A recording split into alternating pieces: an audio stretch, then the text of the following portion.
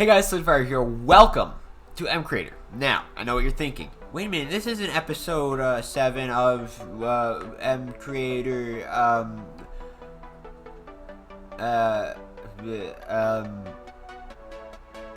Chaos Mod. How did it take me that long to think of it? No, this is not episode 7 of the Chaos Mod. This is episode 1 of our tutorial series. So I've gotten a ton of requests since I started season 1 of MCreator to do like tutorial videos on like specific things. So I've created a series where I'm just gonna be doing tutorial videos. So I created a post 2 nights ago, and I was like, hey, what kind of tutorials do you want to see? And I got one comment on it. The comment is going to be right here, shown on the screen. The comment is from Enzo Roveno Chavez. He says, I would allow MCreator tutorials and explain more how you did the crystals and all day. So that's what I'm doing. So remember, if you guys can recall, in season 2 of the cave update mod, I created spikes, but I could never perfect them. I could never make them absolutely crystal perfect. Well, now in 2020.4, there's a way to do this, except it's a little bit complicated. It's not that complicated, it's pretty easy to follow. However, yeah. But before we get into anything, please consider subscribing. It would help me out so much. And if you guys could leave a like too, that'd be awesome.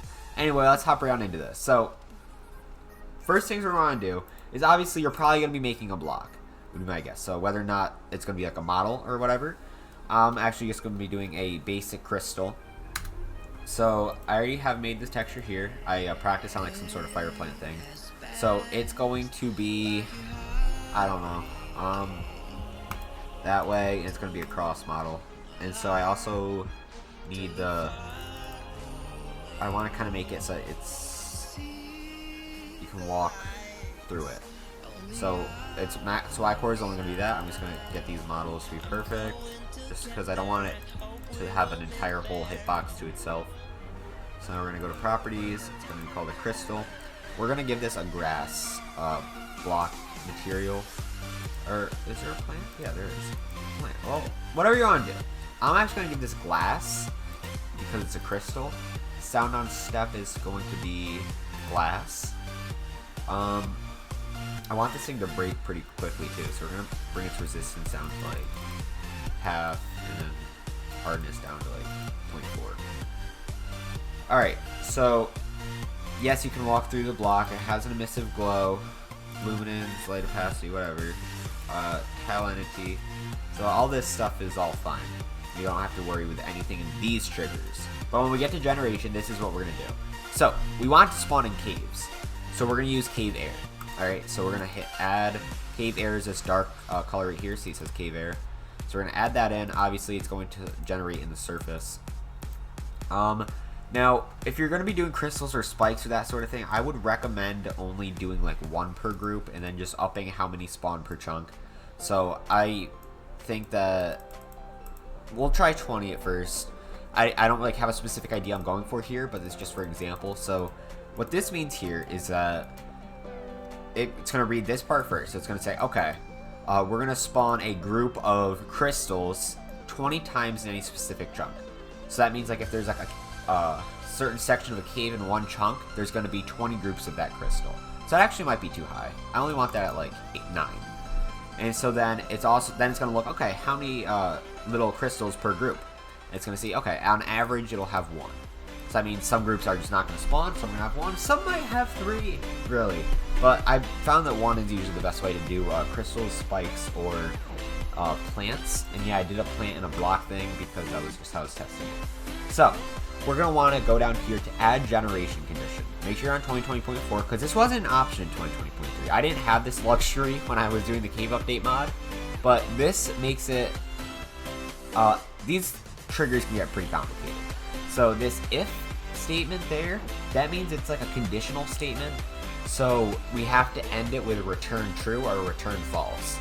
So let me show you guys how I went about doing this when I was practicing for this video, or how I was going to do this. We're actually just going to import my first procedure here, Pro 1 Tut. So this is what the first one looks like. Don't copy this down. This will work, but this is really freaking complicated. So I would have to change this, or, oh wait, crap. First, you're going to want to save this, alright? And then you're going to want to go back into it because now it's known as like an element inside the game, so now you can pick it in its own condition. So create procedure. that was that long freaking procedure. I could explain how that works, but there's a much simpler procedure that I've come up with. So, right here, if you guys just want to copy this down. First, it's going to start by saying if get block at XYZ, so the block it's testing, are we going to spawn something here? If that's cave air, perfect, keep going. Otherwise, it will keep going, because that's the only thing it can spawn. As we look right here, it's only going to spawn as cave air, so it has to keep going. But you do need this block in order for this to work, because otherwise it might spawn in stone using this if-else statement. It could spawn in like stone right below a cave, so it would just like look weird because the crystal would be down a block instead of where it should be. So that's why I have this if statement here with the cave air. This if-else statement, it says if the block below it, like at y-1, is type rock. So that means it could be like granite, andesite, diorite, or stone, or whatever, any type of rock. It will replace the block at XYZ. So like this is a forceful generation instead of letting the natural generation do it. This is forcefully spawning this crystal there. And then it's going to return the statement true. Alright? And so then else, if it's not a rock, it's going to replace the block with the block above it. Because I originally had it replacing it with the block below it, which didn't work well, because if it tried to spawn over lava, it would just be replaced with the lava block and look very out of place. Same thing with gravel. So I found that it worked better to say it replaced with the block above it. So if the block above it's cave air, it'll replace it with cave air. Alright, and that's pretty simple stuff. So, yeah, but we already know that the block above it won't be cave air because, well, it could be, but it won't ever get to that point. Either way, and then it will return false, and then you have to have this block here, otherwise it won't go. It's either a warning and error. So you just have to have return true at the bottom, because these are the only conditions that can be possibly met.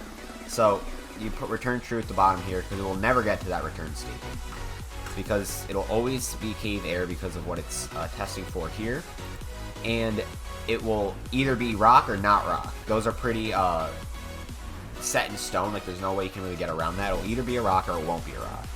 Like anything in reality is either a rock or not a rock. Let's get into some philosophy here. So save mod element, save mod element. So now let's go into the game and actually check out to see if this works.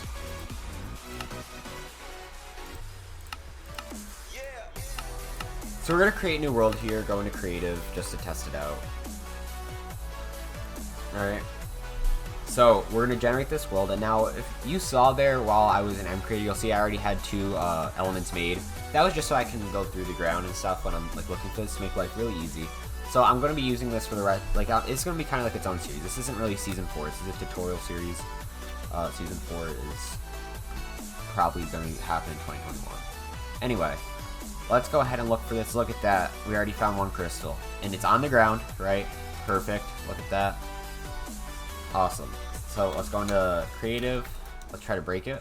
Like, let's see what happens. You can place it down nice. You can also place it in air, which seems a little weird, but that's how it is. So yeah, you can break it. You walk through it. Yeah, pretty cool stuff right there.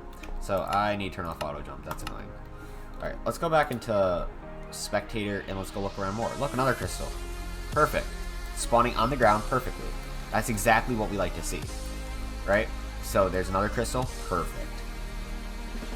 There we go. That's how you make the spikes, because you can do that with like stalagmites or like cave spikes, whatever you want to call them. And you can also do that with like crystals. You can do that with plants if you want to, even though plants have its own procedure if you want to do that.